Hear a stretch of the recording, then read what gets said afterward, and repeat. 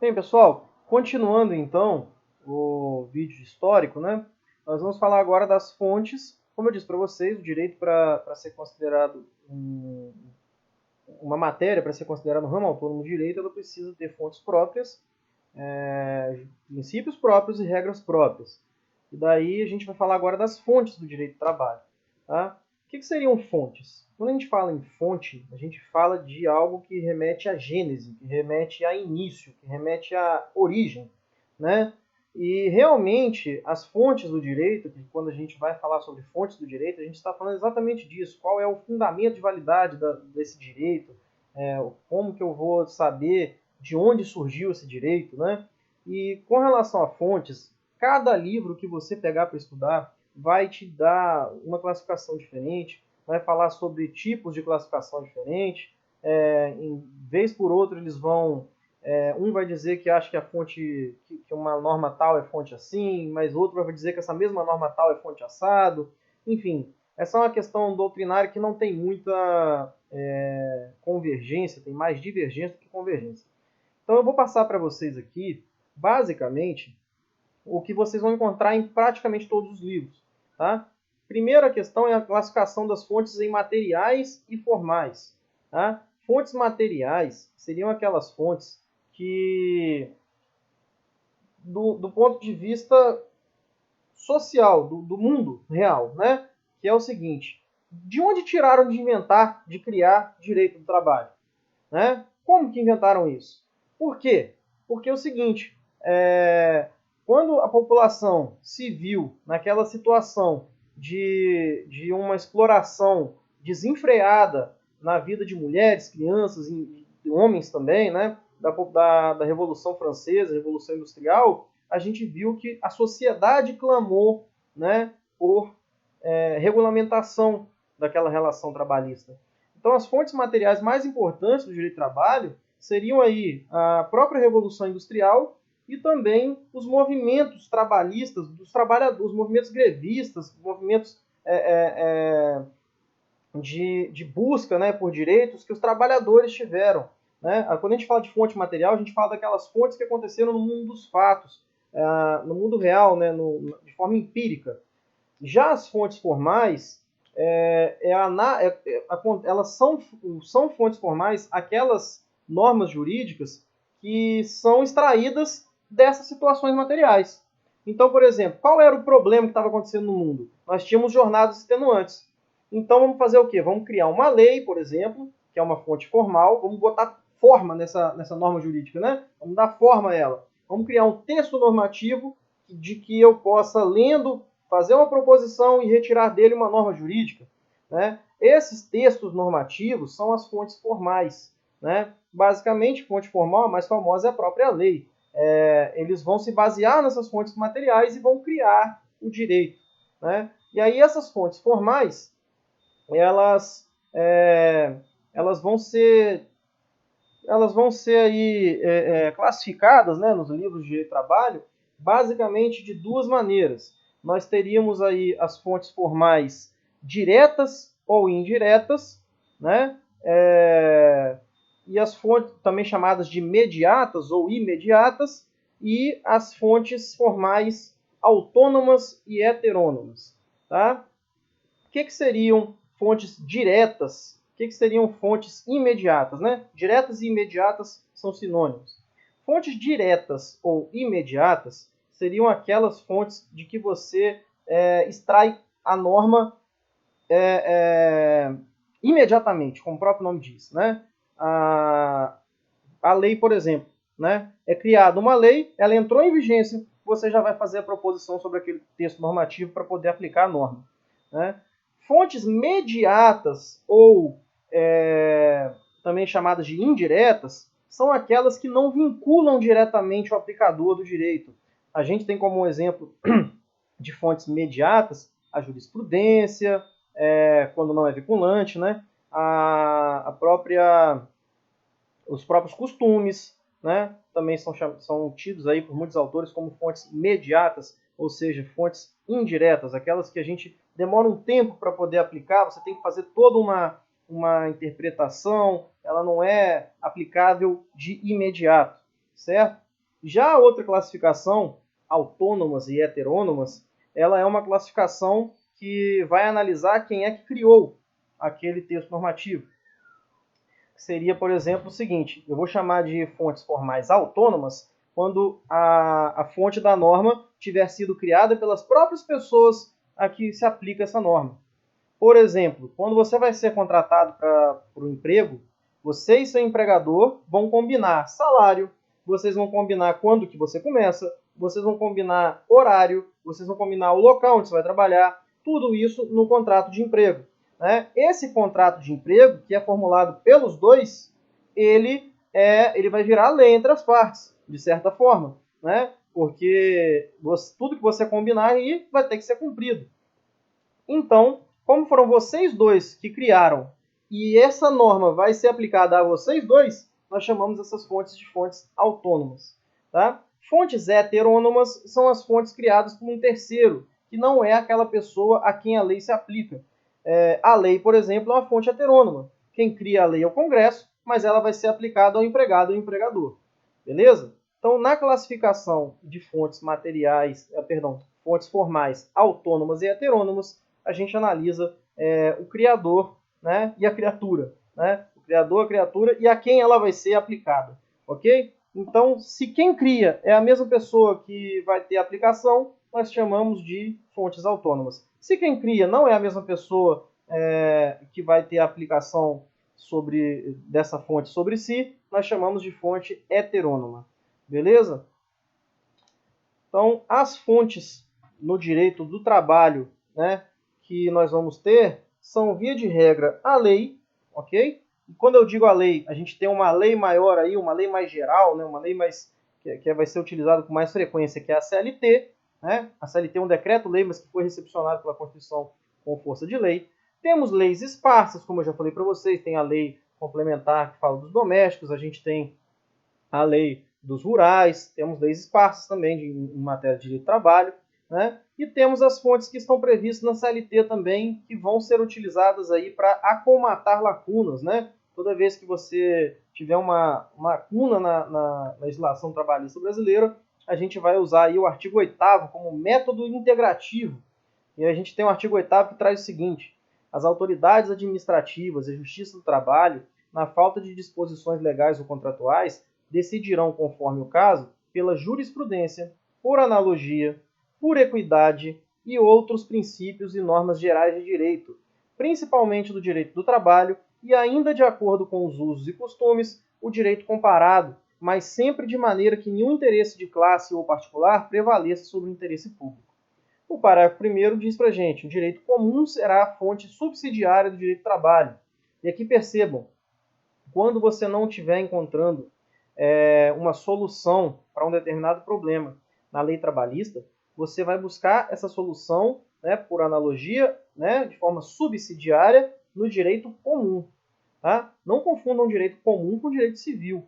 Na maioria das vezes você vai achar lá no direito civil? Na maioria das vezes sim, mas nem sempre. Às vezes você vai poder usar o direito do consumidor, às vezes você vai poder usar a lei de ação popular, enfim. É no direito comum que você vai buscar, né, primeiramente, a solução do seu problema, quando não houver na lei trabalhista a solução para o seu problema. Beleza? Inclusive, nós, quando chegarmos na matéria de empregador, nós vamos até aplicar esse parágrafo primeiro ao falar sobre desconsideração da personalidade jurídica. Ok? O parágrafo 2º diz para a gente o seguinte: súmulas e outros enunciados de jurisprudência, editados pelo Tribunal Superior do Trabalho e pelos Tribunais Regionais do Trabalho, não poderão restringir direitos legalmente previstos, nem criar obrigações que não estejam previstas em lei. Professor, isso não é meio óbvio? Mas percebam, isso veio da reforma trabalhista. Por quê? Algumas súmulas do TST, elas são criadas até mesmo com base no artigo 8º, né, por analogia, por equidade, e muitas vezes elas criam obrigações que não estão previstas em lei alguma. Né? Existe uma súmula do TST, por exemplo, que fala que o empregador que quiser tirar o empregado de uma situação de hora extra habitual, quando esse empregado já está fazendo hora extra tem mais de um ano, ele tem que pagar uma certa multa, né, um valor, ele tem um valor a pagar, né, por ano que a pessoa ficou fazendo hora extra. Isso daí é uma criação do TST, isso não tem lugar nenhum, em lei nenhuma. Então, assim, o TST tem algumas súmulas como essa que eu acabei de mencionar, que não eram bem vistas pelos empresários e por muitos juristas também. Daí a reforma trabalhista, por meio desse parágrafo 2º, apesar de parecer óbvio o que ela está falando, ela, na verdade, ela veio para combater esse tipo de atitude mais, vamos dizer assim, incisiva do TST com relação à regulamentação das atividades empregatícias. Beleza? Então, sobre as fontes, basicamente era isso que eu tinha para falar para vocês. Eu não vou me aprofundar muito nesse tema, até porque, como eu disse, cada livro vai trazer uma classificação, cada livro vai trazer uma observação, e aqui não convém a gente falar mais aprofundadamente sobre isso, até porque a gente não tem tempo. Senão a gente vai ficar fazendo vídeos aqui enormes, ok? Bem, pessoal, dito isso, vamos passar agora a falar dos princípios. E aí, sobre princípios, eu trago para vocês aqui, ainda nesse primeiro roteiro, alguns princípios universais do direito do trabalho. E no roteiro 2, alguns princípios um pouco mais específicos, né? Então, eu vou encerrar esse vídeo encerrando esse roteiro, tá? E vou provavelmente lançar o próximo vídeo, que é do roteiro 2, amanhã. Tá? Eu estou hoje no dia 27/7, então provavelmente eu devo lançar esse roteiro dos princípios, aula 2, amanhã. Ok? Bom, mas continuando aqui, princípios universais do direito do trabalho, que a gente agora vai para o tópico 8, vamos começar falando do princípio da liberdade do trabalho.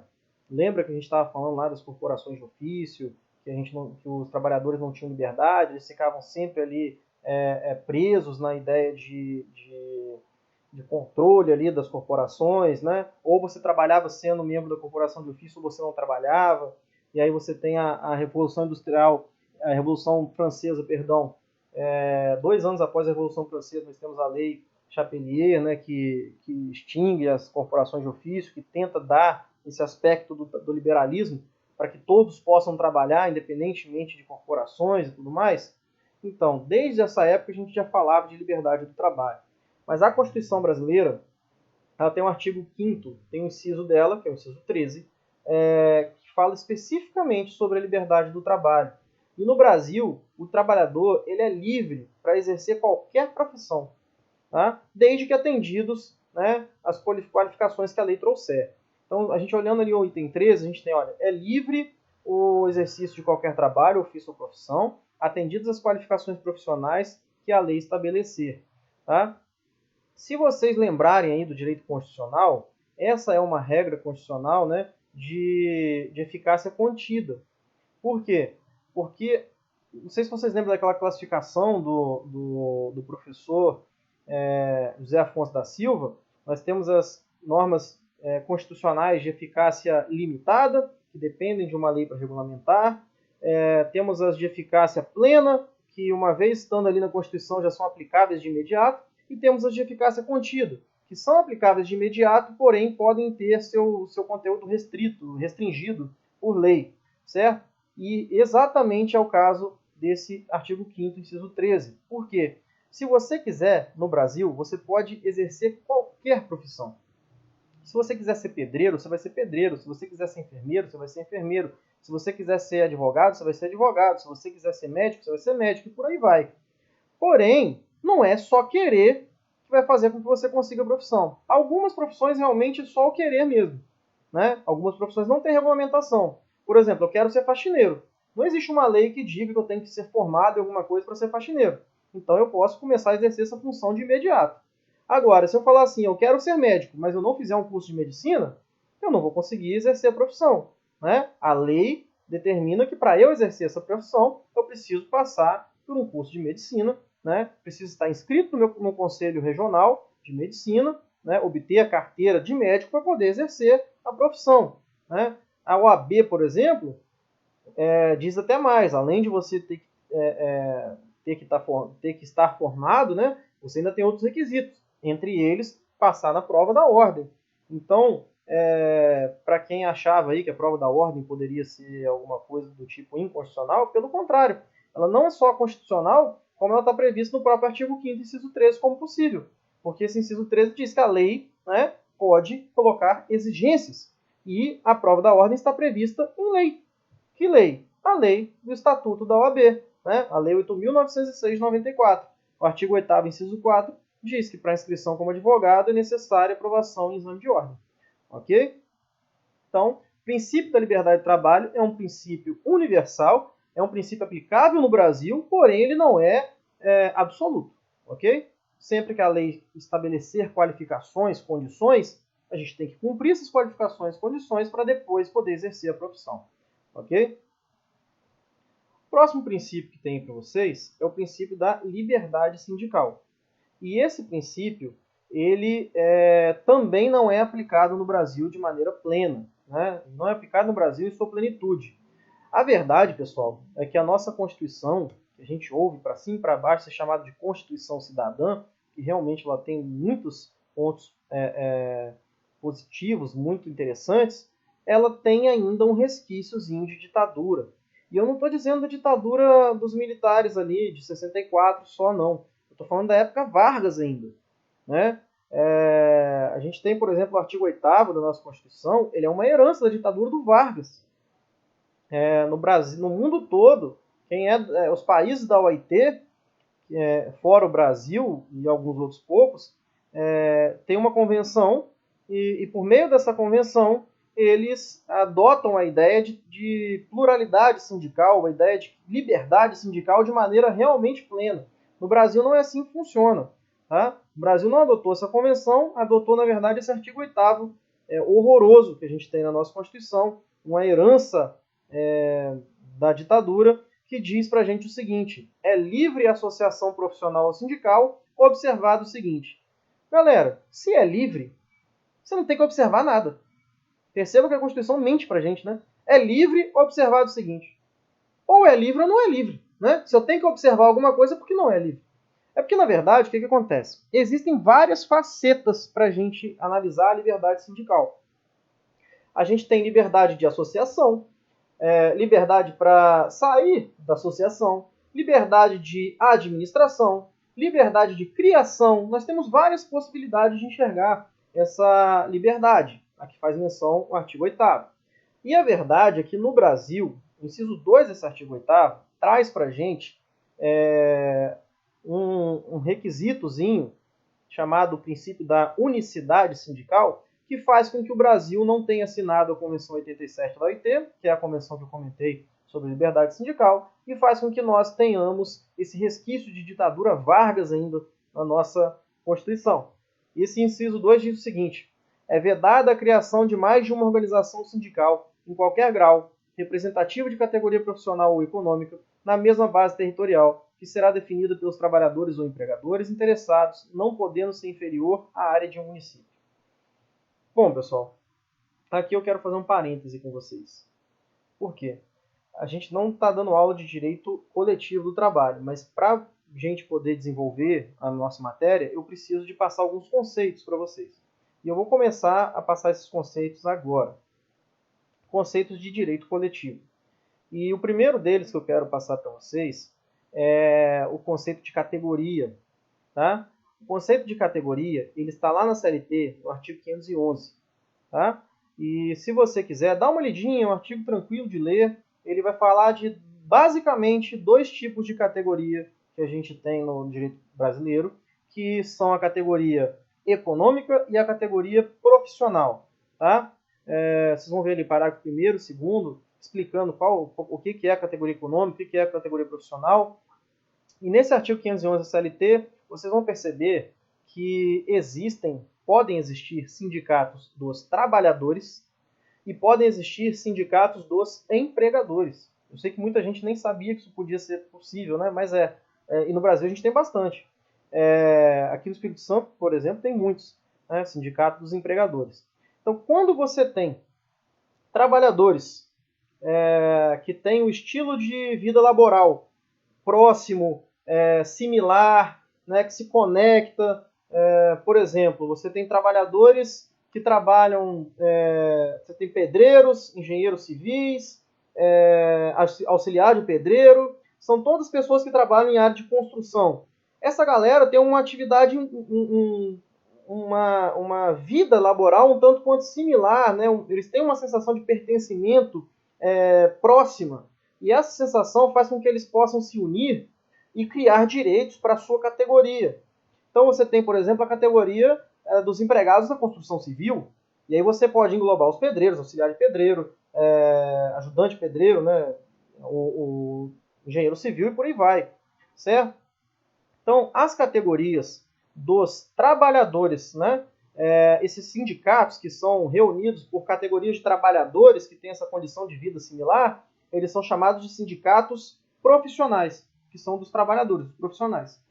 Por outro lado, se você pega, por exemplo, várias empresas da construção civil, né, você tem vários empregadores aí da construção civil que também tem uma proximidade, né, da vida laboral bem latente, você também pode fazer com que esses empregadores se reúnam e criem um sindicato. Esse sindicato será chamado de sindicato da categoria econômica, certo? Que é o sindicato dos empresários, beleza? E aí percebam o seguinte, você pode criar, de acordo com esse artigo 8º, inciso 2, um sindicato por categoria na mesma base territorial. Isso é uma limitação. Base territorial é o que, Osório? É qualquer área que não seja inferior a um município. Então, por exemplo, vamos supor que eu sou pedreiro, e aí eu me reúno com todos os pedreiros de Linhares e falo assim, vamos criar um sindicato dos pedreiros de Linhares? Vamos. Beleza, nós temos condições de vida similares, somos todos pedreiros, vamos criar o sindicato dos pedreiros de Linhares. E aí a gente cria. Só que é o seguinte, vamos supor que nós tenhamos em Linhares 200 pedreiros. 150 pessoas concordam com os meus ideais, querem criar esse sindicato comigo e vão lá e criam um sindicato comigo. Ótimo, maravilha. Só que tem outros 50 que não concordam com a gente, né? Então, eles falam o seguinte, vamos criar o nosso próprio sindicato? Aí é que tá. Dentro de Linhares, eles não podem. Por quê? Porque a minha base territorial, que eu acabei de criar com os pedreiros, é Linhares. Dentro da mesma base, só pode ter um sindicato para cada categoria.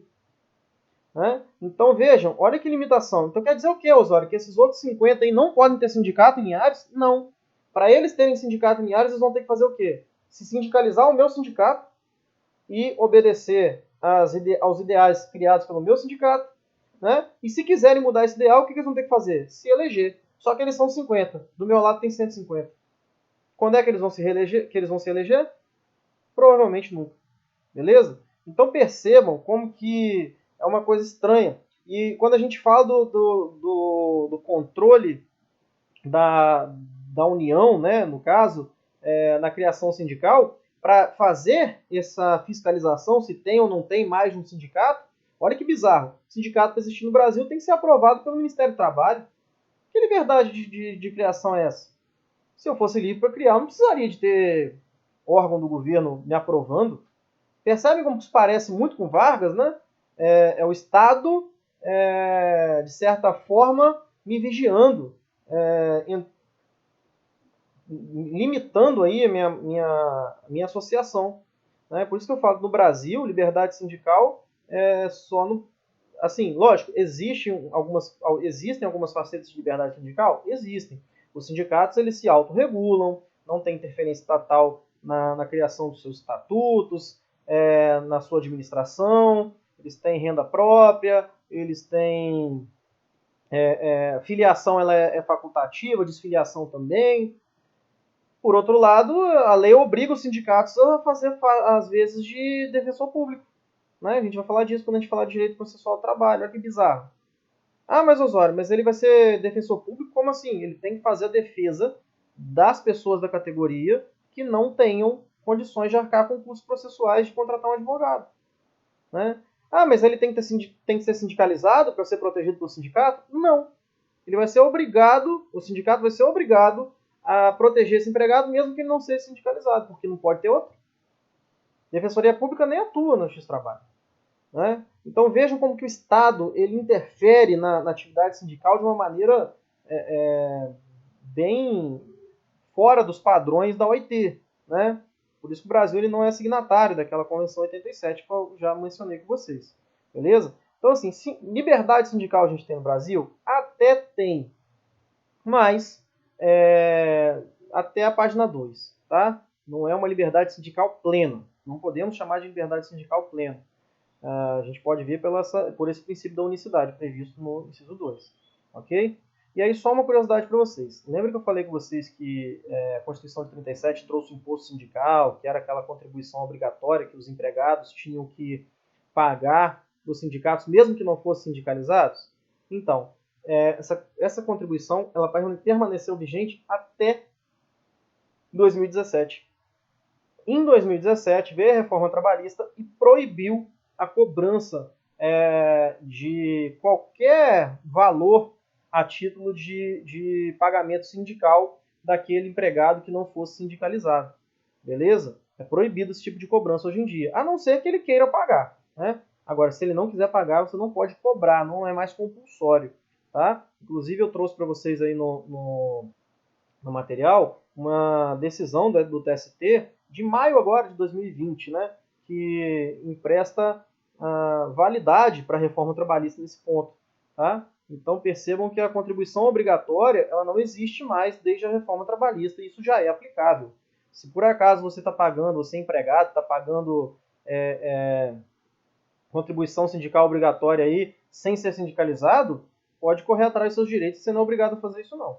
Tá? Lá nos artigos 611A e 611B da Constituição, eu sugiro até que vocês deem uma lida nesses artigos, vocês vão precisar, inclusive, para a prova da OAB, esses artigos aí foram incluídos pela reforma trabalhista, eles falam o que pode e o que não pode conter numa convenção coletiva de trabalho. E lá no artigo 611B, um dos incisos, que agora não me recordo de cabeça, vai dizer exatamente que você não pode obrigar o empregado a pagar a contribuição sindical obrigatória que existia antes. Beleza? Inclusive nenhuma outra que se pareça com ela. Vocês vão dar uma olhada lá se vocês tiverem curiosidade, vocês vão perceber o que eu estou falando, que mesmo que o sindicato dê outro nome, queira criar outra forma de cobrar de quem não é sindicalizado, hoje não é mais possível.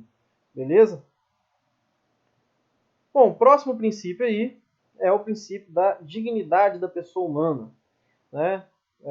Professor Tarek Mussalem, professor do mestrado da UFSC, costuma dizer que direitos humanos é um pleonasmo, né? E todo direito é humano. Então, o direito ele é feito pelos seres humanos para os seres humanos. Mas a dignidade da pessoa humana, pessoal, ele é um princípio, né, que encontra ali respaldo na Constituição como um fundamento, né, da República Federativa do Brasil. Dignidade da pessoa humana ali no artigo 1º, inciso 3. Esse princípio, esse fundamento da República, ele é um conceito jurídico indeterminado.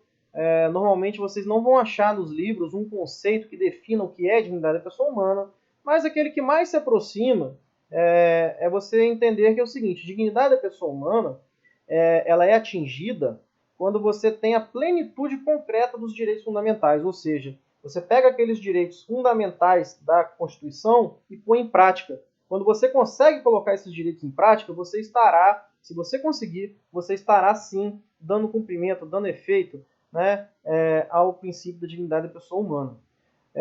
O enunciado número 1 da primeira jornada de direito material e processual do trabalho, inclusive, traz, né, e ele é o enunciado número 1, não é à toa, é justamente porque é a parte mais importante, é a base do direito do trabalho.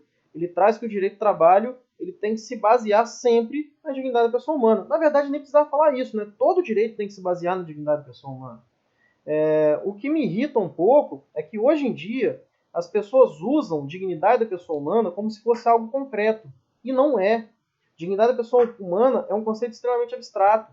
Né? As pessoas querem lançar argumentações totalmente dissociadas da realidade da legislação, dizendo, eu quero isso. Por quê? Dignidade da pessoa humana. Dignidade da pessoa humana, que é um princípio extremamente importante, está virando desculpa ultimamente para as pessoas legislarem em causa própria. Né? A gente tem que tomar muito cuidado com isso. Tá? Dignidade da pessoa humana não é uma regra em si. Ele é um parâmetro de interpretação de outras regras. Tá? Então, cuidado com usar a dignidade da pessoa humana de maneira equivocada porque a gente acaba trazendo uma situação em que ele vira um princípio pejorativo, e ele é o princípio mais importante do direito. Né? O direito do trabalho está principalmente enraizado aí, porque se você parar para prestar atenção, o direito do trabalho ele vem regular uma situação que a pessoa trabalha para sobreviver, né? Para fome. O salário ele tem caráter alimentício, né? Ele tem natureza alimentar. Então, dignidade da pessoa humana, talvez o único ramo do direito que tenha a dignidade da pessoa humana tão observado quanto o direito do trabalho seja só o penal, que você lida com liberdade. Né? Então, assim, no direito do trabalho ele tem uma ênfase muito grande. Essa primeira jornada de direito material e processual do trabalho que eu coloquei para vocês é um encontro de doutrinadores, né, de grandes doutrinadores da Justiça do Trabalho, que em 2007, que foi esse primeiro encontro, eles se reuniram e criaram vários enunciados da doutrina, parecido com aqueles enunciados que vocês já estudaram no Direito Civil, do Conselho da Justiça Federal. Então, são enunciados de doutrina, não é súmula, não tem força vinculante, mas tem uma força de pesquisa, uma força doutrinária muito interessante. Tá? Eu deixei para vocês aí o enunciado número 1, mostrando para vocês que dignidade da pessoa humana tem esse caráter de interpretação, caráter hermenêutico, tá? E não um caráter de aplicação por si só, porque ele nem tem conceito definido. Ok? E para finalizar, falar com vocês do princípio do valor social do trabalho e da livre iniciativa, que está previsto também como fundamento da República, no inciso 4 do artigo 1º, e as pessoas costumam ler esse inciso de maneira muito equivocada. Por quê? Porque quando a gente lê, a gente faz assim: a República Federativa do Brasil, formada pela união indissolúvel dos estados e municípios do Distrito Federal, constitui-se em Estado democrático de direito e tem como fundamentos os valores sociais do trabalho e da livre iniciativa. Perceberam? A gente costuma deixar a livre iniciativa bem no cantinho, bem para lá. Só que é o seguinte, pessoal. Aqui, o princípio não é valor social do trabalho. É valor social do trabalho e valor social da livre iniciativa. Percebam o seguinte, olha o valor social que o trabalho tem. Se eu trabalho, eu trago dinheiro para dentro da minha casa. Se eu trago dinheiro dentro da minha casa, eu vou ajudar a minha família a sobreviver. Então, se eu tenho uma esposa, filho e por aí vai, olha quantas pessoas eu estou ajudando. Socialmente, olha a minha função, como ela é importante. Agora, se eu dou trabalho, se eu sou empregador, se eu ofereço postos de trabalho, se eu dou 20 postos de trabalho, são 20 famílias que eu estou alimentando. Tudo bem, eu não estou alimentando por caridade, mas eles dependem de mim, porque as pessoas que trabalham para mim recebem dinheiro porque trabalham para mim. Então a função social da livre iniciativa, para quem não sacou ainda, livre iniciativa é o empresário, né? O valor social do empresário ele é tão grande ou maior do que o valor social do trabalhador. Porque o trabalhador é um com sua família, o empresário é ele com todas as famílias que se sustentam com base nele. Certo? Então, na hora da gente olhar direitinho esse fundamento, não nos esqueçamos de olhar para o lado do empregador. Certo? Esse negócio de empregado coitadinho é um absurdo. O empregado não é coitadinho. O empregado é hipossuficiente. Né? Então, percebam, hipossuficiente por quê? Porque o empregador tem os meios de produção, o empregado tem a fome. E você tem a lei para quê? Você vai valorizar o trabalho desse empregado, né? Vai dar ali os deveres para a livre iniciativa para poder fazer a manifestação de vontade dos dois ficarem no mesmo patamar, e é isso. Você vai valorizar os dois. Se você valorizar o trabalho e não valorizar a livre iniciativa, o cara quebra, o empregador quebra, e o direito do trabalho é um direito suicida, porque o emprego some. Certo? Então, muito cuidado na hora de ler esse artigo, na hora de analisar esse princípio, porque não é só olhar pelo lado do empregado, mas olhar pelo lado do empregador também. Beleza? A nossa Constituição tem até uma situação que ela é inovadora, né? Que ela separou aí o valor social do trabalho e da ordem econômica. A ordem econômica está lá nos artigos 170 em diante. Já os direitos sociais dos trabalhadores estão ali no artigo do 6, o sexto ele é mais geral, né? Seria do 7º ao 11.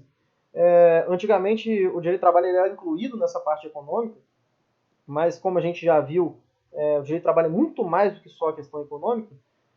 E aqui, quando a gente fala de valorização social do trabalho, a gente já tem o artigo 7º da Constituição, que ele é basicamente uma CLT, né? Ele tem vários mesmo direitos ali dos trabalhadores, que vocês vão ver a maioria desses direitos na CLT ou em leis esparsas regulamentados. Nós temos o artigo 8º, que vai trazer para a gente uma regulamentação sobre associações sindicais, o artigo 9º, 10 e o 11, que vão trazer aí mais um aspecto coletivo também do direito do trabalho, e é aí que a gente vai estudar, a gente vai basear o nosso estudo constitucional do direito do trabalho todo nesses artigos, né? Do 7º ao 11, ok? Com isso, a gente finaliza esse roteiro número 1 e podemos, inclusive, fazer as duas questões. E aqui a gente já responde a primeira, né? Qual a finalidade do direito do trabalho? Para que ele serve? Por que ele existe? Né? A finalidade do direito do trabalho é regulamentar as relações empregado-empregador de maneira a trazer equilíbrio. Concordam? Você vai ter uma pessoa hipersuficiente, uma pessoa hipossuficiente, e você vai equilibrar. Como que você vai equilibrar? Dando direitos para o empregado, deveres para o empregador, a ponto de os dois ficarem com a mesma manifestação de vontade, no mesmo patamar. Certo? Então ele serve para que esse equilíbrio exista e para que casos como aqueles de exploração que a gente tinha, quando a gente tinha um liberalismo exacerbado, não aconteçam mais. Beleza? Para privilegiar, aí sim, a dignidade do ser humano. Ok? E o número 2 é uma pergunta, inclusive, de concurso para a magistratura, que com certeza vocês têm condição, toda a condição de responder. Né? O inciso 1, o item 1 diz assim: é permitido como regra às autoridades administrativas e justiça do trabalho, na falta de disposições legais ou contratuais, decidirem, conforme o caso, por equidade? Se você lembrar do direito civil, processo civil, você fala assim, não, só equidade é só quando a lei permitir e tudo mais, né? Mas lembra do artigo 8º da CLT?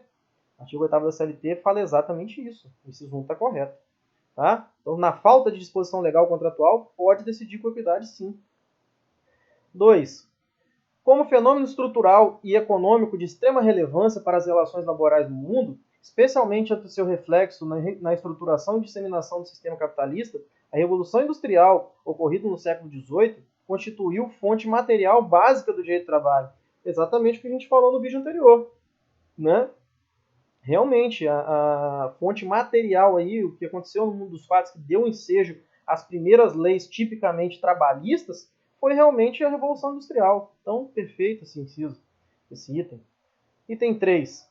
De acordo com a consolidação das leis do trabalho, a analogia à doutrina na falta de disposições legais ou contratuais poderão ser invocadas como fontes supletivas de aplicação do direito no caso concreto.